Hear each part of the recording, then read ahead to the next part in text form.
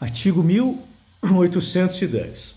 Na sucessão legítima, a parte do renunciante acresce a dos outros herdeiros da mesma classe, e sendo ele o único desta, devolve-se ao da subsequente.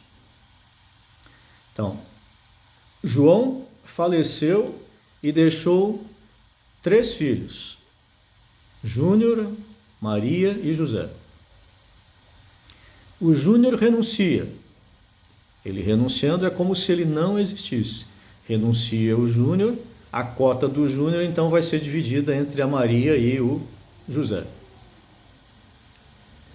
Mesmo que o Júnior tenha filhos, os filhos não são chamados a suceder no lugar do Júnior. Por quê? Porque na linha anterior nós temos outros herdeiros, e porque o Júnior renunciando é como se ele não existisse. Agora, vamos imaginar que o Júnior é o único naquela linha de sucessão. O João só deixou o Júnior como filho. O Júnior renuncia. O Júnior tem 3 filhos. Esses 3 filhos vão ser chamados à sucessão do João, do avô. Então, recapitulando, nós temos o João e o seu filho Júnior. O Júnior é o único filho, ou seja, o único herdeiro do João. O Júnior renuncia à herança do João. Então é como se ele não existisse. Só que o Júnior tem filhos. Então esses filhos vão ser chamados a suceder o João. Certo? Agora, se o Júnior tiver outros irmãos, a renúncia do Júnior implica em acrescer a cota do Júnior aos demais irmãos.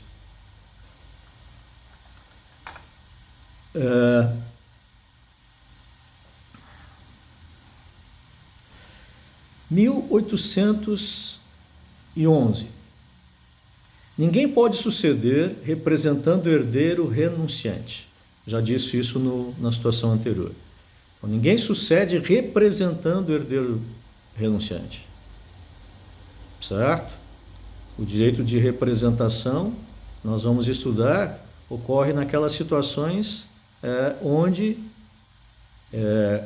o descendente do autor da herança já tenha falecido. Já adiantando, mas a gente vai voltar a isso. Já vamos adiantar essa situação. O autor da herança, o João, deixou 3 filhos: Júnior, José e Maria. Os 3 vão herdar. Mas vamos imaginar que o João tinha 3 filhos: Júnior, José e Maria. Antes do João morrer, o Júnior faleceu. Ou seja, quando o João morreu, o Júnior já tinha falecido. Só que o Júnior tem um filho. Esse filho vai herdar no lugar do João, como se fosse o João. Certo? Pelo direito de representação. Nessa situação, ele vai representar o pai na linha sucessória, porque o pai, que seria herdeiro do João, já estava morto antes de ter falecido o João.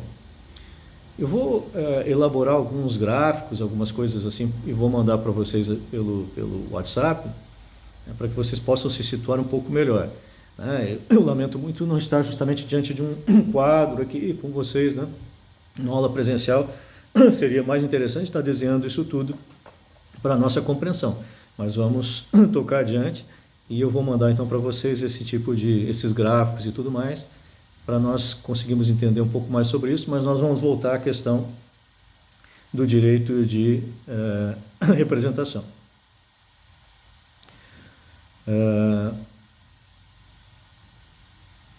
Artigo 1811, ninguém pode renunciar representando o herdeiro renunciante.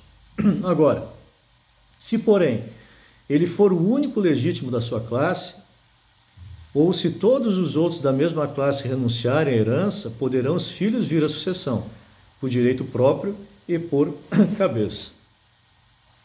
João morreu, deixou 2 filhos, José e Maria. José tem um filho, Maria tem outro filho. José renuncia à herança, só Maria vai receber herança.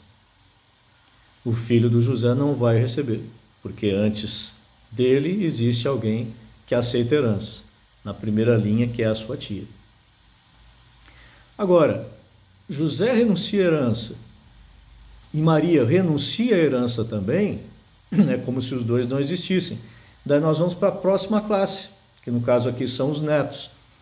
O filho do João vai suceder, o filho do José vai suceder e o filho da Maria vai suceder também. Por quê? Porque ambos renunciaram. Agora, naquele primeiro exemplo, se só o José renuncia, só a Maria vai herdar. 1812. São irrevogáveis os atos de aceitação ou de renúncia da herança. O sujeito aceitou a herança de forma expressa. Tem lá um termo assinado por ele dizendo que aceita a herança. Ou ele aceitou a herança de forma tácita. E é claro que isso vai depender de prova se houver alguma discussão a respeito disso. Uma vez aceita a herança, essa aceitação é irrevogável. Mesmo que tácita? Mesmo que tácita. Tá? Agora, é claro que isso vai implicar em uma prova. Tá? O falecido deixou 2 filhos, José e a Maria. O José praticou um ato de aceitação tácita da herança e vem a falecer. A Maria vem e diz o seguinte: não, ele não aceitou a herança e tudo mais, porque ela tem interesse em só ela ser herdeira. Então, se houver algum litígio entre ela e os filhos do José, os sobrinhos da Maria, então vai caber a quem interessa, no caso aqui os sobrinhos, demonstrar que houve aceitação tácita. A aceitação tácita, então, vai depender de prova, vai depender de um procedimento judicial, de um juiz declarando se houve ou não a aceitação. Mas uma vez havendo a aceitação, quer expressa, quer tácita, ela é irrenunciável. Desculpem, é irrevogável. Vou fazer confusão aqui com a renúncia. E a renúncia também. A renúncia é irrevogável. Só que a renúncia, não existe uma renúncia tácita, como nós vimos. Ela tem que ser expressa ou através de uma escritura pública ou de um termo judicial. Uma vez ocorrida a renúncia, ela é irrevogável, não se pode mais voltar. 1813. Quando o herdeiro prejudicar os seus credores, renunciando à herança, poderão eles, com autorização do juiz, aceitá-la em nome do renunciante. Então, vejam, a renúncia teve o objetivo de prejudicar os credores. Poderão vir os credores perante o juiz e dizer o seguinte: olha, então nós vamos aceitar a herança no lugar do renunciante.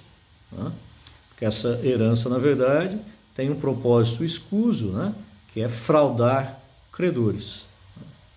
Então, nessa situação, o juiz, reconhecendo isso, vai aceitar que os credores aceitem a herança na medida do seu crédito, considerando o valor do seu crédito, aceitem a herança no lugar daquele herdeiro que a renunciou. Parágrafo 1º. A habilitação dos credores se fará no prazo de 30 dias seguintes ao conhecimento do fato. 30 dias após o tomarem conhecimento da renúncia. Pagas as dívidas do renunciante, prevalece a renúncia quanto ao remanescente, que será devolvido aos demais herdeiros. Então vamos lá. A cota do renunciante era de R$200 mil, representava R$200 mil. Ele vai lá e, um termo no processo, renuncia à sua herança. O credor do renunciante fica sabendo dessa renúncia e vai lá em juízo e diz: opa, pera lá, eu quero então aceitar a herança. Só que ele aceita a herança até o montante do seu crédito. Então vamos imaginar que ele seja credor de 100 mil reais. Então, da herança, da cota que cabia ao renunciante, vai se tirar 100 mil reais. Agora, se a cota dele era de 200, sobraram 100 mil reais. O que se faz com esses 100 mil reais? Em relação a esses 100 mil reais, a renúncia é válida. Ele só se considera, então, só se desconsidera a renúncia até o montante do crédito.